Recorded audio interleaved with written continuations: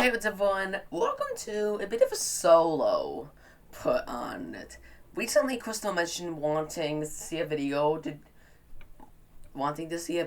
about top 5 women and how obsolete and how we're done at the top 5 women seem to have become in the last couple of weeks as ANW 14 has progressed. This is not really a podcast episode. This is more of just a solo discussion video I want to make on the topic because at the moment it really doesn't feel like that would really be the best subject to cover in a podcast episode. So considering the fact we're 2 episodes behind and we need to make sure the episodes aren't too long for our liking and make sure I can edit them down.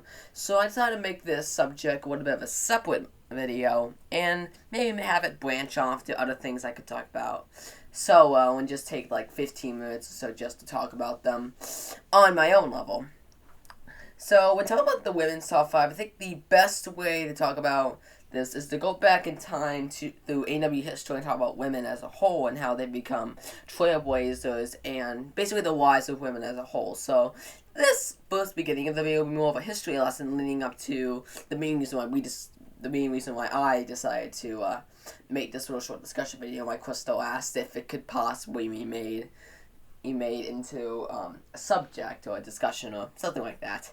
But anyway, let's begin. The first female trailblazer of ANW was a stunt woman named Lucy Lomberg. She competed in the third American Ninja Challenge, which is basically the precursor to American Ninja Warrior. There's a whole video. If you guys want to know more about American Ninja Challenge as a whole, I'd recommend the video made by the Mandarin Reviewer. It's only about 12 minutes, and it goes in-depth about all 4 competitions leading up to American Ninja Warrior Season 1. He's even got videos on the first 3 seasons of the show. I'd say it'd be a pretty good watch if you want to know more about American Ninja Warrior Challenge, because it's something that NBC loves to omit. And because Brett Sims is the only competitor still competing from those days, that's the only time they would ever bother to show that. And more specifically, they also label some footage from that competition as stuff from AW1 recently. So, yeah. But back on topic, Lucy Lomberg competed in the third one of these, and basically she was voted to go to Sasuke 21. Now, Lucy was a stunt woman, and because of that, she did really well as kind of a trend for stunt women if you go by Jesse Graff's track record. Good. Lucy Lomberg was the first female in Sasuke to get past the jumping spider. Now, ANW doesn't really count this as it counts Megan Martin as the first person to do this, but it was actually Lucy, so okay, that kind of sets the record straight. But anyway, Lucy ended up going on the next obstacle, the half-pipe attack. Now, she would compete at ANC 4 and be able to be sent to Japan there as well, where she failed the jumping spider, ironically enough. And that is the end of her Sasuke days. She would compete in ANW1, where she made it to the 5th obstacle, the pipe slider, and I believe she was the farthest woman, if I'm not mistaken. She was the only woman to get that far in the course, and she became very close to being the first woman to complete a qualifying course in Season 4, where she was literally inches away from clearing the 5th obstacle of the Southwest qualifier, the Devil Steps. She came really close, and honestly, it was definitely one of the highlights of the season. But after Lucy stopped competing, not too many women started to rise up. But just one season later, a legend would come in the form of Jessie Graff. Now, I bet you everyone watching this here knows who Jessie Graff was. She is a stunt woman who started off doing really well, becoming the first woman to not only get to the Warp Wall, but also be the first woman to complete the city finals. Another notable female from AW5 I want to mention before we move on is Nika McElroy. Nika also made it to the Warp Wall, and she did this soon after Jessie did in the Denver qualifiers after she was not fast enough to move on. So, her one is definitely not as notable, but she definitely cleared a harder course than Jessie did. And, for sure. But anyway, that's about it. In AW5, Jessie Graff made it to Vegas. I guess as a wild card, where she went on the jumping spider. And that was where the high standard for women stayed until the very next year, AW6, where, say it with me now, Kacy Catanzaro, well, trailblazed through the Dallas City qualifiers and became the first woman to complete a qualifying course. But she also went through the finals and completed there as well, becoming the first woman to officially qualify for Las Vegas. Now, I'm not going to go into the whole how Kacy Catanzaro, this big moment, basically got showed by this show relentlessly and made this competitor, like, the face of the sport for a very long time, and like, maybe kind of hate her, ironically enough. But nothing against her as a person. She did really well, but I just think it was given way too much showtime by the show. It went to the point where in season 9, where she was going to retire, she literally took over an entire episode just because it was the last one. Yeah. But anyway, after she completed the Dallas finals, Kacy would go out on the jumping spider, and this pretty much at the end of her actual, like, career, as she would compete later on, but she wouldn't do all that well, and she would keep on getting spotlight by the show, even though she didn't really do all that well, aside from this one fluke, as I'm gonna call it. But in Vegas in season 6, there was one more elevation, when Megan Martin got the jumping spider. And she was, technically speaking, the second woman to get it, but the first one to get it in Vegas. So, for all intents and purposes, I will refer to her as the first, but once again, not to downplay Lucy, and obviously, she is still the first, no matter what NBC says, and how much they love to ignore her. Anyway, Megan ended up completing the jumping spider and making it through the half-pipe attack, and ending her run at the wall, meaning for a while, she was the farthest woman. Like, made farther than any other woman. Jessie Graff would go on to qualify for Vegas in AW7, and tie Megan Martin's performance in AW7. Megan Martin would also tie her performance from that previous year as well. This led us to AW8, well, in addition to the Fantastic Four making history by having 4 women come into the top 30 at once, we also had Jessie Flex LeBlanc becoming the 3rd woman to qualify for Vegas officially and the first rookie to do it.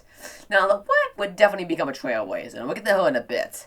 But the big thing that happened in AW8 was Jessie Graff's Stage 1 one, where she became the first woman to complete Stage 1. This is definitely like one of the most world record-breaking ones, and and Jessie Graff's one in Vegas is the farthest any woman has ever gone, even to this very day. Though it's possible that may change soon after this video is uploaded, depending on if LeBlanc or some other woman, maybe Tiana Weberly or something, ends up going farther. Other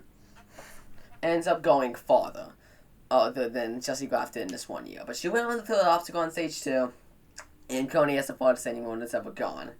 In season 9, they added the women's top 5 so more women can move on, and they removed the wild card system in retaliation of this decision. And yeah, things started to, and stuff like Alyssa Beard's Stage 1 queer happened. We had 3 other women make it to the final obstacle but not be able to make it due to timeouts or missing the cargo net. These being Barclay Stockett, Jessie Graff, and Jessie Fox the Black. Like, all these being pretty shocking. And Alyssa Beard would end up going out on the salmon ladder.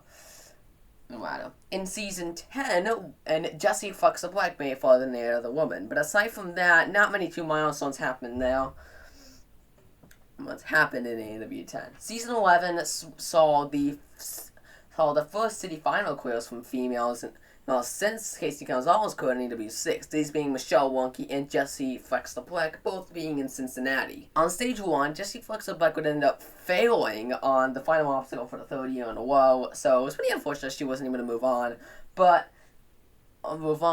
even though Season 12 was a downplayed season, Jessie Flex was still be able to make a little bit. Jessie LeBlanc was still able to make a little bit of history here, as she was able to become the first woman to be on the power tower by finishing the finals course along with 6 of the men.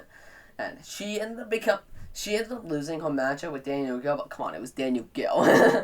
But anyway, that was Jessie Black's one from that year. And last season, season 13, she did really well, becoming the first woman to hit 3 buzzers in one season. Jessie Black would end up going out on the salmon ladder on Stage 2. And that's about where we are right now, just a female history. Where the women's top 5 situation comes into play is that as time went on, more and more times than not, most women would be able to get into the top 30. So much so, So much so that the top 5 women were often filled of the top 30 women. Like, most women in the top 5 would also be able to make it in top 30. Most would probably be like 4. Until recently, where the top 5, until recently, in the 4th qualifier, I believe, 7 women made it to the semifinals, more than any other time in history, and making the top 5 obsolete. So this triggers the question: do we really need the top 5 anymore? And a further question: do we really need the top 2 women to move on to Vegas anymore? I'm gonna say no for both. It sucks, but more often than not, this lenience of the top 5 women is the main reason why so many women who just go out super early are able to go on. An example would be Janique Lovett last season. She went out on the 4th obstacle, and the other 2 women who moved on went out on the 9th. So yeah, she was kind of given a very lucky wild card into Vegas because that's because the women's top 3 was so lenient.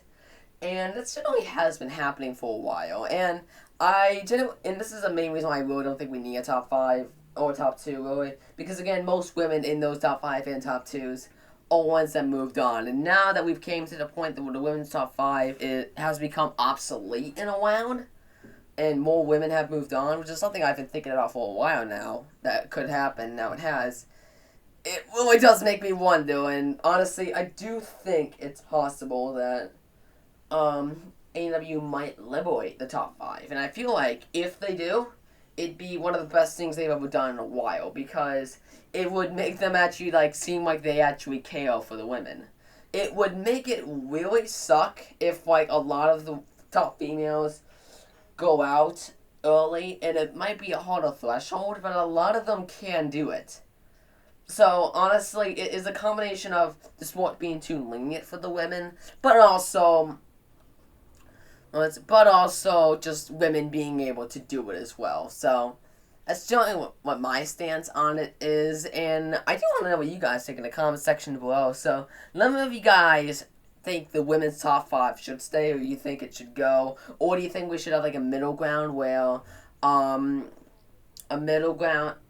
do you think we should have a middle ground to where there's no women's top 5, but there's a women's top 2 in the finals, that type of thing? Yeah, just let me know what you guys think of that. I'm really curious. And once again, Crystal wanted to see us talk about this, and while it didn't exactly go the way she probably would have liked it to, I wanted to at least bring the video so we can at least raise the discussion and so you guys can see. And if you guys like this format of me going a little bit more of a solo upload for a small video like this, then maybe I'll do this more. This is just generally me trying to cover a topic that I knew wouldn't really have a place on the podcast, considering how much we have to catch up on. Speaking of which, we are working on catching up. Right now, it's scheduling whenever we will be able to cover stuff. I myself, at the time of recording, have not seen episode 8 of season 14. I've seen episode 7, haven't seen episode 8 yet. So, whenever I get the chance to see episode 8, we will go ahead and record that. But at the moment, it's most likely that we'll be combining both episodes into one big podcast. Whether they record at the same time or not, it really doesn't matter. But yeah, that's really about it.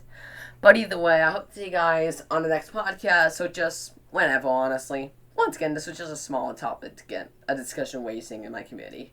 Anyway, I'll see you guys next time. Peace.